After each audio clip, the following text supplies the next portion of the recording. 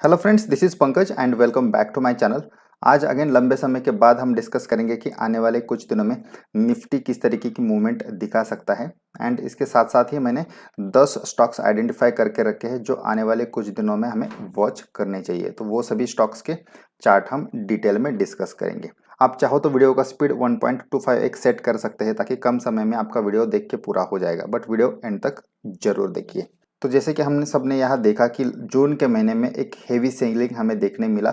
ऊपर लगभग 16,770 के आसपास निफ्टी था, वहां से नीचे 15,200 के लेवल तक निफ्टी में हमें फॉल देखने मिला। तो लगभग 1500 पॉइंट्स का फॉल निफ्टी में यहाँ स्ट्रेट अवे हमें देखने मिला। बट उसके बाद यहाँ अब निफ्टी थोड़ा सा संभल चुका है और इस पर्टिकुलर रेंज में यहाँ कंसोलिडेट हो रहा है।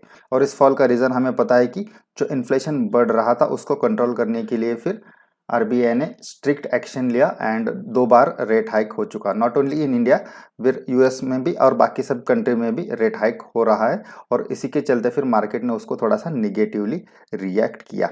बट अब यहाँ देख सकते हैं कि भले ही इन्फ्लेशन अभी भी हाई पे ही है, बट धीरे धीरे वो कम हो जाएगा क्योंकि इन्फ्लेशन इमिडिएटली कम तो नहीं होता। बट जिस तरीके से मार्केट यहाँ कंसोलिडेट हो रहा है, तो यहाँ से एक साइन मिल रहा है कि अब यहाँ से मार्केट थोड़ा सा बाउंस बैक कर सकता है। दूसरी बात, एफआईआई का सेलिंग कंटिन्यूअस चालू है, हर महीने एफआईआई सेल कर रहा है। और जून के महीने में तो उन्होंने कोविड के बाद का हाईएस्ट मंथली सेलिंग किया, लगभग 58,000 करोड़ का या 56,000 करोड़ का सेलिंग एफआईआई ने किया। उसके अगेंस्ट बट डीआईआई ने ऑलमोस्ट 46,000 करोड़ का बाइंग किया। तो उसी की वजह से निफ्टी यहाँ एक रेंज में अब कंसोलिडेट कर रहा है और इस पर्टिकुलर लेवल को निफ्टी ने होल्ड किया। अदरवाइज फिर निफ्टी में और बड़ा फॉल हमें देखने मिलता था अगर डीआईआई बाइंग नहीं करता था। बट डीआईआई कंटिन्यूअसली बाइंग कर रहा है, वो एक मार्केट के लिए बहुत पॉजिटिव साइन है। और एफआईआई ने इतना अब सेलिंग किया है, तो टोटल अगर हम एफआईआई का सेलिंग यहाँ देखेंगे तो यहाँ आपके सामने मंथली फिगर्स है, ये 58,000 करोड़ का सेलिंग उन्होंने ऑलरेडी किया है।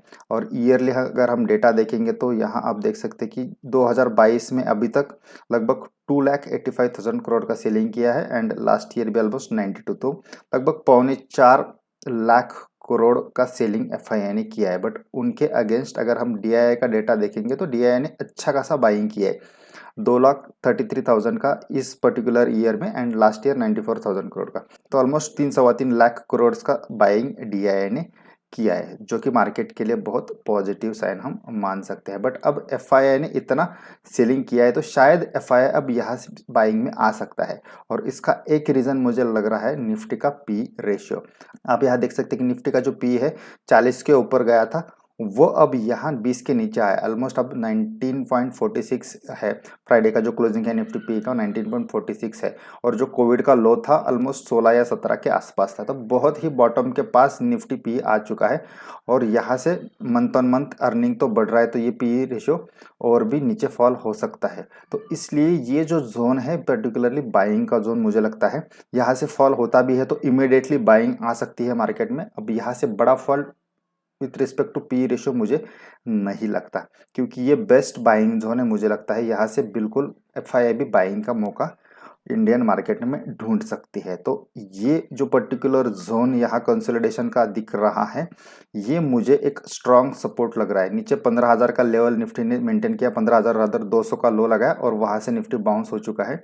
और यहाँ जो ये कंसोलिडेशन का जोन है, इसको पार करके अगर ऊपर यहाँ ब्रेकआउट मिलता है तो देन ऊपर की साइड में एक अच्छी रैली हमें देखने मिल सकती है। तो ट्रेडिंग पॉइंट ऑफ व्यू अगर हमें वॉच करना है तो 15,950 ये एक क्रुशियल लेवल है। ये लेवल अगर पार होता है तो देन ऊपर 16,150 एक राउंड फिगर है।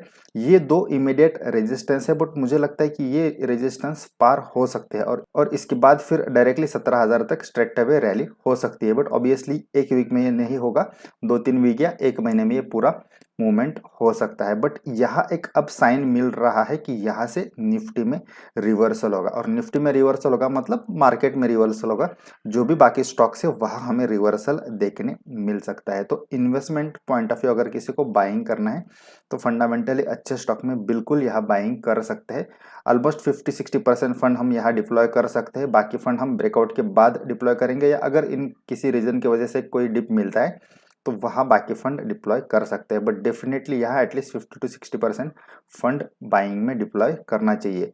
और ये मेरा कॉन्फिडेंस आ रहा है with respect to Nifty P ratio, क्योंकि इन्वेस्टमेंट पॉइंट ऑफ व्यू या ओवरऑल मार्केट का जो बॉटम एंड टॉप है उसके लिए पी रेशियो बहुत हेल्पफुल रहता है, स्पेशली बॉटम के लिए बहुत हेल्पफुल रहता है, क्योंकि टॉप तो अब ऑब्वियसली कोविड के बाद पी रेशियो ने एक नया टॉप लगाया है जो मैक्सिमम 30 का लेवल था, उसको भी क्रॉस करके पी रेशियो 40 के भी ऊपर पहुंच गया था, बट अब 20 के नीचे आया है, तो मुझे लगता है ये बाइंग के लिए अच्छी अपॉर्चुनिटी है। ट्रेडिंग पॉइंट ऑफ व्यू जैसे मैंने बोला कि ये दो लेवल्स हमें वॉच करने हैं, 15,950 एंड 16,150, ये दो लेवल के ऊपर फिर एक बड़ा ब्रेकआउट हमें देखने मिल सकता है।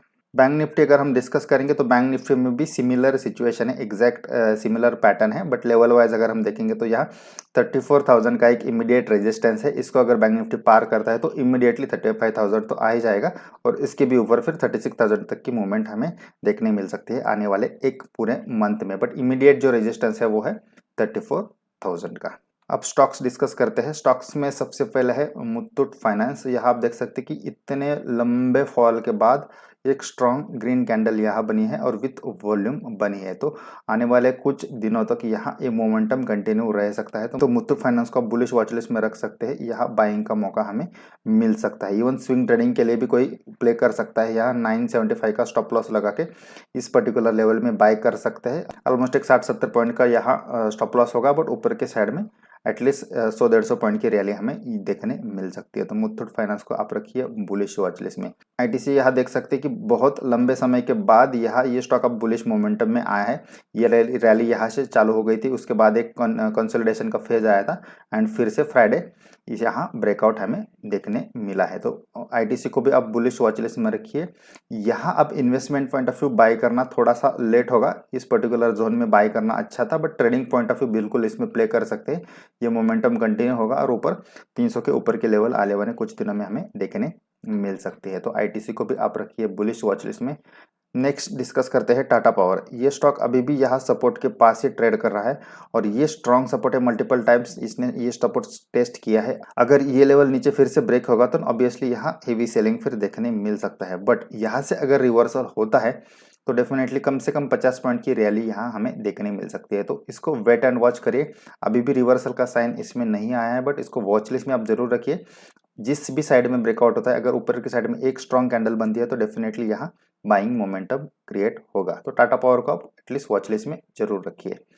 देन उसके बाद है अदानी एंटरप्राइजेस। अगर मार्केट बुलिश होता है तो डेफिनेटली स्टॉक में यहाँ बुलिश रैली देखने मिलेगी, क्योंकि इतने बड़े फॉल में भी आप देख सकते हैं कि स्टॉक टॉप के आसपास ही कंसोलिडेट कर रहा है और यहाँ एक अच्छा खासा बेस स्टॉक ने बना है। यहाँ से ऊपर की साइड में ही ब्रेकआउट होने की पॉसिबिलिटी मुझे लग रही है, तो अदानी एंटरप्राइजेस को भी आप बिल्कुल बुलिश वॉचलिस्ट में रखिए।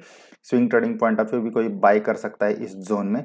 आपका स्टॉप लॉस यहाँ ऑलमोस्ट 2070 के आसपास होगा, तो छोटा स्टॉप लॉस आ रहा है, लेस देन 100 पॉइंट का स्टॉप लॉस है, बट ऊपर एक बड़ी रैली यहाँ देखने मिल सकती है, तो अदानी को आप रखिए बुलिश वॉच लिस्ट में। देन उसके बाद है डॉक्टर रेड्डी। ये स्टॉक में भी आप देख सकते हैं कि बहुत ही स्ट्रॉन्ग बेस बन चुका है and stock on the verge of breakout है, इसको आप बिल्कुल मिस मत करिए। यहाँ से जब भी ब्रेकआउट देखने मिले इमीडिएटली हम इसको बाय कर सकते हैं। छोटा स्टॉप लॉस आएगा इस पर्टिकुलर रेंज में, नीचे स्टॉप लॉस होगा 4280 या राउंड फिगर 4300, यहाँ स्टॉप लॉस होगा, और यहाँ अगर यहाँ से ब्रेकआउट मिलता है तो डेफिनेटली बड़ी रैली होगी, लगभग 5000 तक की रैली अगले कुछ महीनों तक ये स्टॉक दिखा सकता है, तो डॉक्टर रेड्डी को भी आप बुलिश वॉच लिस्ट में रखिए, बट वेट करिए यहाँ से ब्रेकआउट होने का। Stock on the verge of breakout है।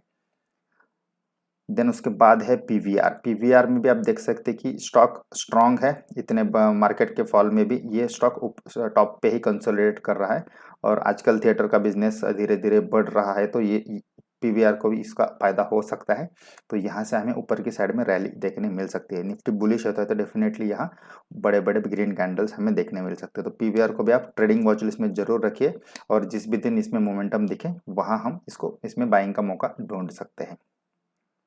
देन नेक्स्ट है M&M। ऑलरेडी ये स्टॉक्स ने ब्रेकआउट दिया है, एक्चुअली इसको मैंने 20 जून को ही स्पॉट करके रखा था, बट उस पर्टिकुलर वीक में मैंने वीडियो नहीं बनाया। ये लेवल्स ऑलरेडी मैंने यहाँ मार्क करके रखे थे और यहाँ स्पॉट किया था, यहाँ से बाउंस होने की स्ट्रांग पॉसिबिलिटी स्टॉक में थी, बट उस समय मैं वीडियो नहीं बना पाया, और यहाँ से आप देख सकते कि कितनी बढ़िया रैली M&M में हमें देखने मिली, बट अभी भी इसमें रैली हो सकती है, अभी भी ये स्ट्रांग मोमेंटम में है, तो बिल्कुल उसको आप बुलिश वॉच लिस्ट में रखिए। Trading point of view buying के अच्छे मौके M&M में भी मिल सकते हैं।